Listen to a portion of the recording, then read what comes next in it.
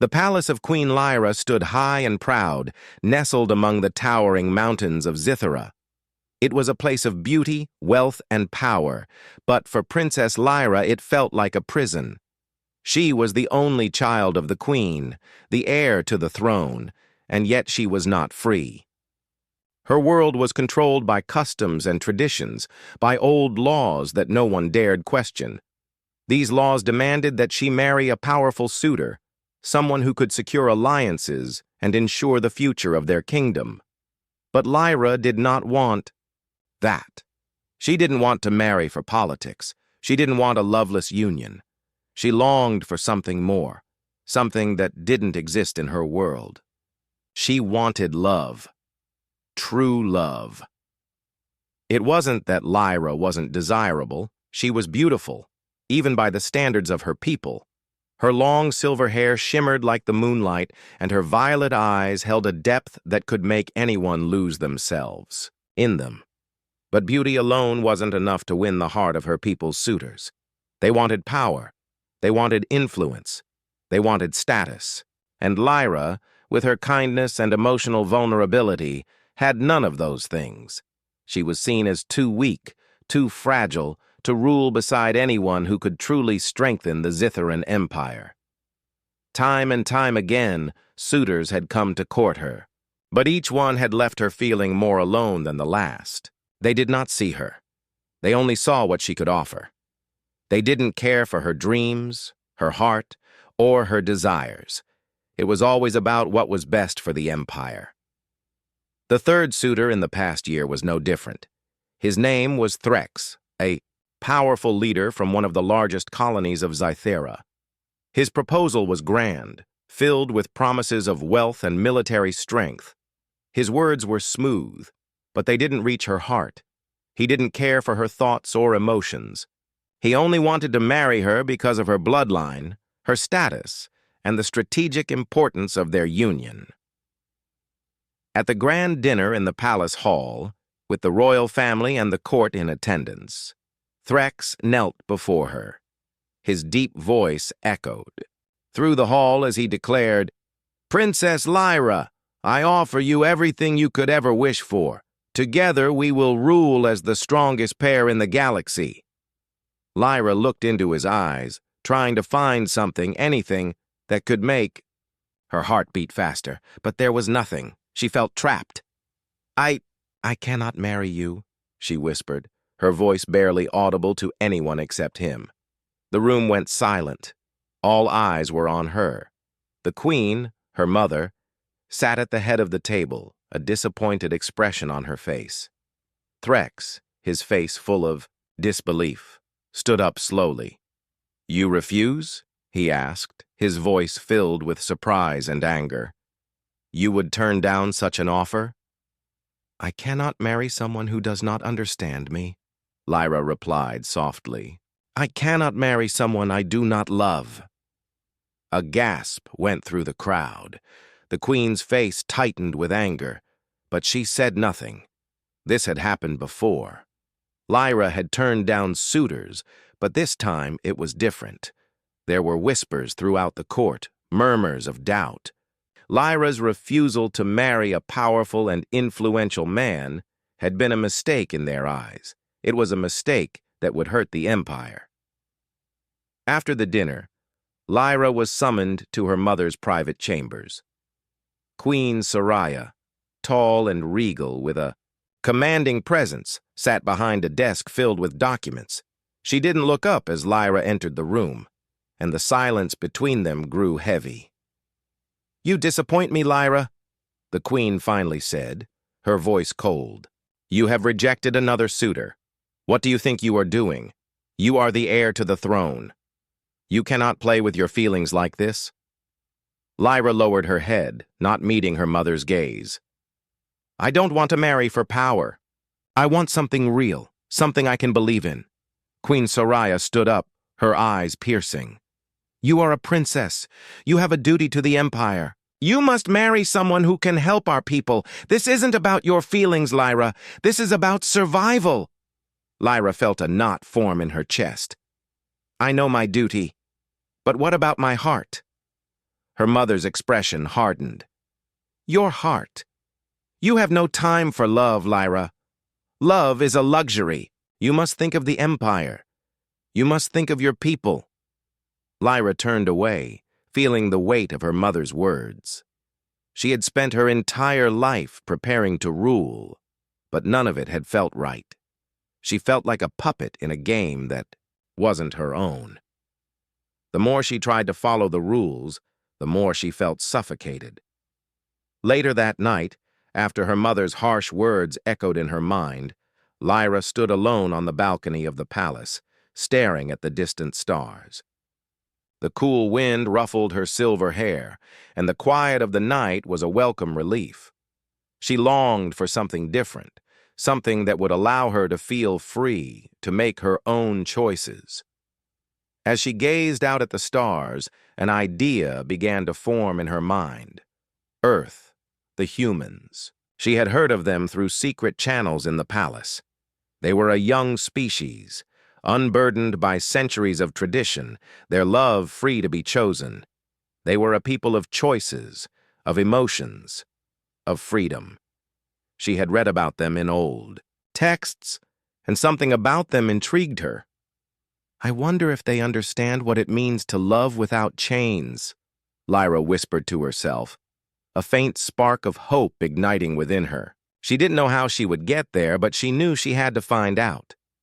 She had to know what it felt like to be loved for who she truly was, not for the crown she would wear one day. That night, as the palace slept, Lyra began to plan her escape. She would leave her world behind, even if only for a time. She would find the humans and learn from them. Perhaps there she would find the love she had always dreamed of. And so, under the cover of darkness, Lyra made her decision. She would escape the palace and travel to Earth, where love could be something more than just a political tool. She didn't know what the future held, but for the first time in her life, she felt like she was taking control of her own destiny. Her heart pounded with excitement as she prepared to leave the only life she had ever known behind. The Empire would never understand. They would never forgive her. But she didn't care anymore. She was going to find the one thing that had eluded her entire life, love. Lyra's journey to Earth was one that no one in the Empire would ever have expected. She had spent years confined by her royal duties, with every step she took planned out for her. But tonight, everything was different, with the sleek spaceship. She had secretly prepared, she left the high walls of Zithera's capital city behind, leaving everything she knew behind as well. She had no clear idea of what she would find on Earth, but she knew she could never go back to her old life. She needed to know if love was truly something she could have, something that wasn't controlled by duty. The journey to Earth was long and silent. Lyra sat alone in the cockpit of the spaceship, staring at the stars outside her window. She thought about the life she had left behind, the cold halls of the palace, the expectations of her people, the faces of the suitors who had only seen her as a prize to be won. But those thoughts faded as she approached the planet she had heard so much about. Earth, with its green landscapes, blue oceans, and wild, unbroken sky, seemed like a dream to her, a dream she could never reach unless she took this step. When she finally landed, it was in a small, quiet town far from any major city. Lyra had chosen this location deliberately. She didn't want to draw attention. She needed to blend in, to learn about the humans without anyone suspecting who she was. The moment she stepped out of her spaceship, she was overwhelmed by the sounds, smells, and sights of Earth. It was so different from Zithera, with its polished, sterile beauty. Here, everything was alive, imperfect, and vibrant. The air felt fresher, the earth beneath her feet softer. The people she passed by on the streets were kind, but they seemed to pay her little attention. She marveled at how freely they moved, about unburdened by the weight of expectations and traditions. Lyra smiled for the first time in a long while. This was the freedom she had been searching for. Her first few days on Earth were spent observing. She watched the people interact with one another, how they smiled, laughed, and embraced each other without fear of judgment. She visited markets and parks, seeing couples walking hand in hand, sharing moments of genuine connection. It was a world full of possibilities, a world where love wasn't restricted by the rules of a kingdom or the ambitions of powerful families. But Lyra knew she couldn't stay hidden forever. She had come here to understand love, and that meant she had to learn how humans experienced it firsthand. But how? Who would she approach? And how could she ever be sure that someone would accept her for who she truly was? One day, while walking through the streets of the town, Lyra stumbled upon a small mechanic shop. The shop was modest, with a sign reading "Thomas's Garage" hanging above the door. She hesitated for a moment, drawn by the sounds of tools clanking and the smell of oil in the air. Lyra had never been inside a mechanic shop before, but something about it felt comforting. She stepped inside, her silver hair catching the light as she entered. The shop was cluttered with car parts, tools, and a few half-finished machines. Behind a workbench stood a man, tall and broad-shouldered, wearing a worn-out shirt and jeans. His hands were busy repairing an old engine, and his face was focused and intent. He didn't notice Lyra standing in the doorway at first. For a moment, she just watched him. There was something about him, his determination, the way he worked with such concentration, that caught her attention. He wasn't looking for approval or praise, he was just doing his job, and in that simple act, he seemed free. Free in a way Lyra had never been. After a few moments, the man turned around, his eyes widening slightly when he saw her standing there. "Oh, I didn't see you there," he said, his voice warm and friendly. "Can I help you with something?" Lyra felt her heart race. She wasn't used to speaking to strangers, especially not on Earth. She had spent so much of her life in the shadows, always watched, always expected to be perfect. But here, no one seemed to care about her royal title. No one expected anything from her. I'm just looking around," Lyra replied, her voice soft but clear. She didn't know what to say next. She hadn't planned for this moment. The man smiled as if he could tell she was nervous. "You don't have to just look," he said. "I'm Thomas. If you need anything, just ask. You might find something you didn't know you needed." He gestured toward a small workbench covered in tools. "I fix things. It's what I do." Lyra nodded, her eyes scanning the shop. She had always been fascinated by how things worked, how people could create and repair things with their own hands. She stepped closer to the bench, taking in the intricate designs of the machinery around her. It was so different from the technology of Zithera, but it had its own charm. It was human. "I'm Lyra," she said after a pause. "I've never seen a shop like this before. It's different," Thomas chuckled. "It's not much, but it gets the job done. I love working with my hands. There's something satisfying about making something that works, you know?" Lyra nodded, feeling an unfamiliar warmth in her chest. Thomas's passion for what he did was genuine. He didn't care about titles or status. He just cared about the work itself. For the first time since arriving on Earth, Lyra felt like she could breathe. As the days passed, Lyra visited Thomas's shop more and more often. At first, she only watched, fascinated by the way he worked and the way he treated his customers. He was always kind, never rushing anyone, always taking the time to explain things when they asked. It wasn't just about fixing things. It was about connecting with people, something Lyra had never experienced in her own world.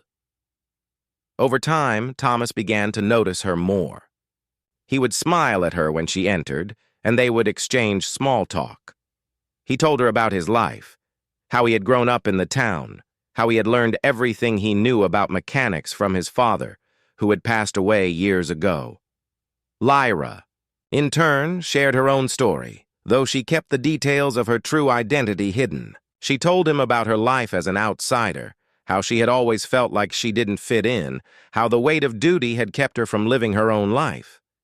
Thomas listened with genuine interest, never interrupting, always showing empathy. 1. Afternoon, as Lyra sat in the corner of the shop, reading a book she had borrowed from Thomas, he approached her with a smile. "You know, I think I might have a job for you," he said, holding up a small, broken machine.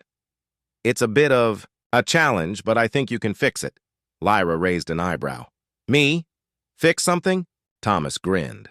"Why not? You've got a good eye for this stuff. I've seen you looking at things around here like you know what you're doing." Lyra hesitated, but then something inside her stirred. Maybe this was her chance to show that. She wasn't just a princess. Maybe this was her chance to prove that she could be more than just the heir to a throne. "I'll give it a try," she said, standing up from the chair and walking over to the workbench. As the two of them worked together, something shifted between them. The connection that had been growing over the past few weeks blossomed into something more. It wasn't just about fixing machines anymore. It was about trust, about understanding each other in ways neither of them had expected. And as they finished the job, Thomas looked at Lyra with a smile, his eyes sparkling with admiration. "You did it," he said. Lyra felt a sense of pride, something she had never felt in the cold, calculating world of Zithera. Here, on Earth, she wasn't judged by her title or her past. She was simply herself, a woman learning, growing, and finding a place in a world she never thought she would belong to. As the sun set on that day, Lyra realized that she had found something on Earth that she had never found in her own world. She had found acceptance, understanding, and the possibility of something more. She had found a human who saw her for who she truly was, and for the first time in her life, she felt a spark of hope. Lyra spent more and more time in Thomas's shop as the days passed. What had started as a casual interest in learning about humans had turned into something far deeper. Every moment spent with Thomas felt like a breath of fresh air. She had never known a human could be so kind, so genuine, and yet so full of life. His laughter was like music to her ears, and his smile made her heart flutter in a way she had never experienced before. It was the kind of feeling she had always hoped for, but had never been able to find in the rigid world of Zithera. However, despite her growing feelings for Thomas, a nagging sense of responsibility pulled at her. Lyra knew that her time on Earth wasn't meant to last forever. She couldn't hide forever. She was still the princess of Zithera, and her people needed her. The weight of her duty was heavy on her heart.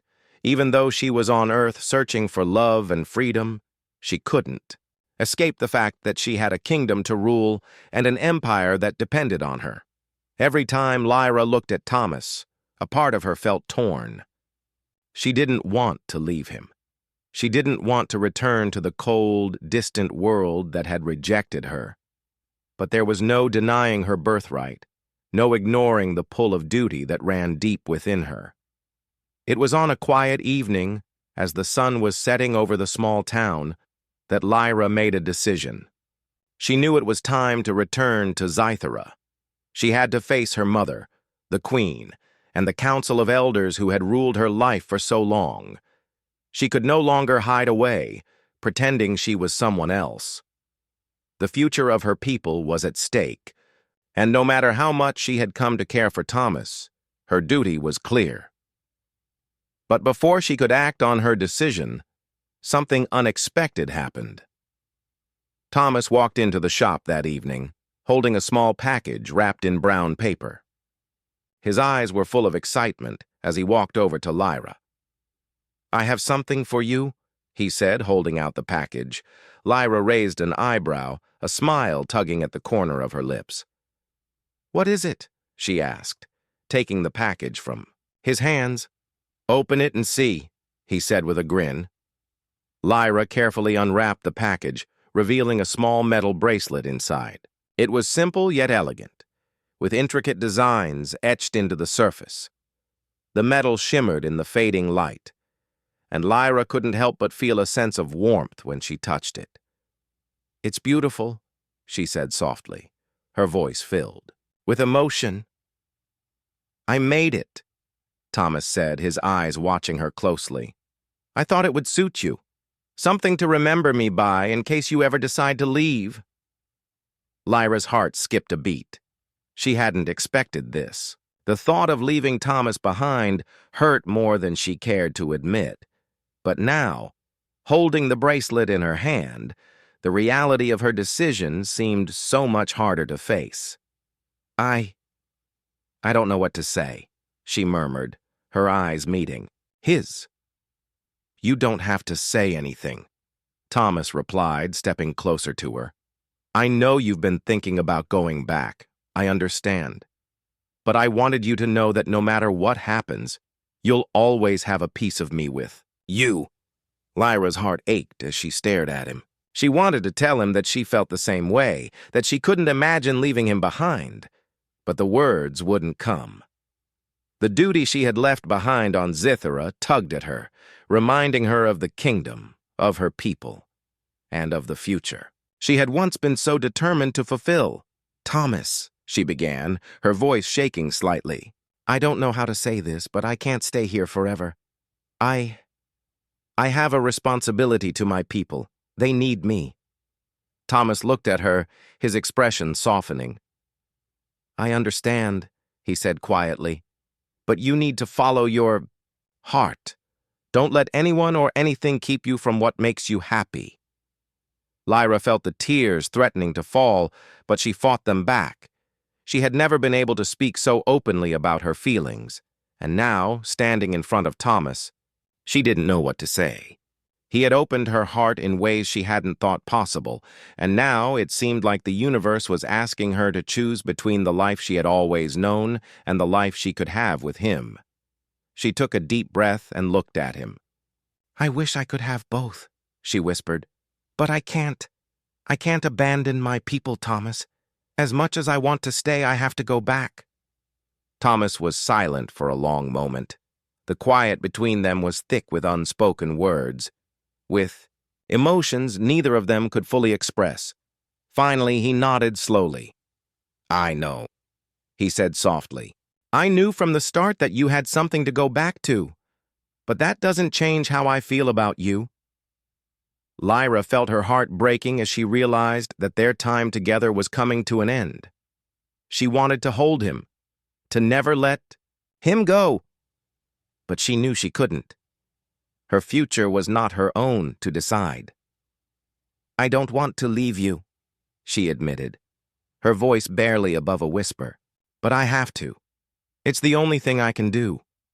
Thomas stepped closer to her and gently placed his hand on hers. "Then go. Do what you need to do, but know that you'll always have a place here, with me. You'll always have a home." Lyra looked at him, her eyes filled with tears. She wanted to tell him that she loved him, that she would find a way to make things work between them, but she couldn't bring herself to say the words. She wasn't sure if she even had the right to say them. Her world was so different from his, and the rules of her life had always been set in stone. I'll never forget you," she said softly, her voice trembling. And then, without another word, she turned and left the shop, the weight of her decision pressing down on her chest like a heavy stone. She didn't know what the future held, but she knew one thing for certain. The world she had come from, the world of Zithera, would never be the same again. As she walked back to the small apartment she had rented, she thought about her mother and the council waiting for her. They would expect her to return, to marry the man they had chosen for her, to take up her place as the ruler of the empire. But would she be able to? Could she live a life that was dictated by duty, knowing that the one person who had truly understood her, truly loved her, was waiting for her in a distant land? Lyra didn't have the answers yet, but she knew she had to return. She had to face her past before she could build a future. And as she sat on the edge of the bed, staring out the window at the stars above, she couldn't help but wonder if, someday, she would find a way to bring Thomas into her world. A world that seemed so distant, so cold, compared to the warmth she had found with him. But for now, all she could do was move forward. She didn't know what awaited her, but she knew. One thing for sure. The choice she had to make would change everything. The journey back to Zithera was long and lonely. Lyra sat alone in the cockpit of her spaceship, staring out at the stars. The same stars she had gazed upon the night she left her home. The stars that now seemed so distant, so cold. She had thought that leaving would bring her answers, that Earth would give her the freedom she craved, but it had only made her heart ache more. The memory of Thomas lingered in her mind. His smile, his gentle voice, the way he made her feel like she was seen for the first time. She hadn't realized how deeply she had fallen for him until the moment she left his shop. The bracelet he had given her, the symbol of their time together, weighed heavy on her wrist, a constant reminder of the life she had left behind. But her duty was clear. She was the princess of Zithera. She had a responsibility to her people, to her mother, and to the Empire. Her return had been inevitable. She had known from the moment she left that she would have to face the consequences of her actions. As the spaceship entered the atmosphere of Zithera, Lyra's heart tightened. She had come back, but she had no idea what awaited her. She had left, behind a life she had never truly wanted, and now, as she prepared to take her place as the heir to the throne, she had to decide if she was willing to give up everything for a life she wasn't sure she was ready for. The palace was exactly as she had remembered it, cold, imposing, and filled with the weight of tradition. The towering stone walls seemed to close in around her as she stepped through the grand entrance. The air was thick with the scent of incense, and the sounds of footsteps echoed through the marble halls. Lyra's mother, Queen Soraya, awaited her in the throne room. Her presence was commanding, as always, her eyes sharp and calculating. She was dressed in her royal robes, a symbol of her power and authority. She looked at Lyra with a mixture of disappointment and expectation. "You have returned," the queen said, her voice cold and measured. "And I see you have chosen to come back empty-handed." Lyra stood tall, though her heart was heavy. She had known this moment would come, but she hadn't been prepared for the way it would feel. She had hoped her mother would understand, that she would see the pain Lyra had felt all those years, but instead, all she saw was the duty Lyra had abandoned. "I had to go, Mother," Lyra said quietly. "I had to find something for myself, something that wasn't just about duty." The queen's expression hardened. "Duty is all you have, Lyra. It is all you will ever have. The Empire does not care for your feelings. It cares for your strength, your leadership, and your ability to secure the future of our people." Lyra felt the weight of her mother's words pressing down on her. She had spent her entire life preparing for this moment, and now, as she faced the reality of it, she realized just how much she had wanted to escape. The life she had been born into, the life of privilege and power, had never felt like hers. It had always been about others, about the Empire, about the Council, about what was best for the kingdom. But what about what was best for her? "I know my duty," Lyra said, her voice steady. "But I also know that I cannot rule with a heart full of regret. I have seen a world where love is not bound by politics, where people choose each other freely, without fear of tradition or expectations. I have felt that love, and I cannot forget it." Queen Soraya's eyes narrowed. "And what do you expect me to do with this foolishness? You cannot marry a human.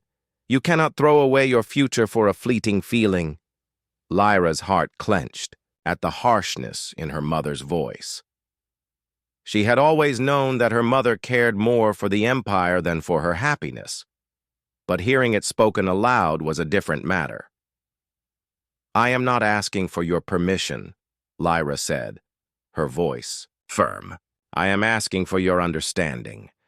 I cannot be the leader you want me to be if I am not true to myself.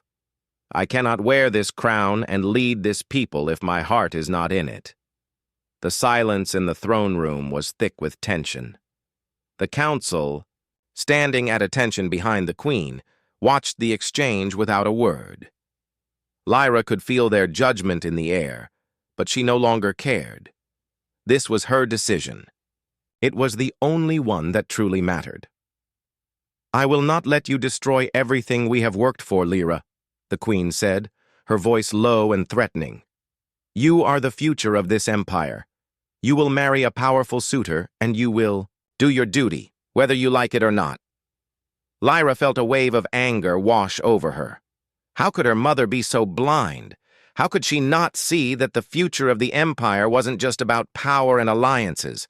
How could she not see that the future of their people depended on leaders who were not just strong, but compassionate, who cared about more than just tradition? I am sorry, Mother, Lyra said, her voice trembling with emotion. But I cannot live my life for you, or for the empire. I have to live for myself. The queen's eyes flashed with fury, but she said nothing. Instead, she turned and walked. Away, her footsteps echoing through the empty hall. Lyra stood there, her heart heavy but resolute. She had made her decision, and there was no turning back now. She would not marry a man she did not love. She would not live a life that was not her own. As she left the throne room, Lyra felt a strange sense of freedom. For the first time in her life, she was no longer bound by the expectations of others. She was free to choose her own path. She could finally follow her heart, even if it meant defying everything she had ever known. Hours later, Lyra stood alone in the quiet of her private chambers, staring out at the city below. The stars were just beginning to appear in the sky, and for a moment she could almost imagine herself back on Earth, back in the quiet town where she had found Thomas. She had left him behind, but the love she had felt for him had never truly gone away. She thought about the life they could have had together, the life she had dreamed of but could never have. The idea of returning to him filled her with both hope and sorrow. But as she stood there, looking out at the city, Lyra knew what she had to do. She had to make one final choice, one that would define the rest of her life. The next morning, Lyra left the palace once more. She was not going back to Earth yet. She had a mission to complete, a decision to make. She was going to find Thomas. She was going to ask him one question, the question that had been in her heart from the moment she had left him behind. Please, will you marry me?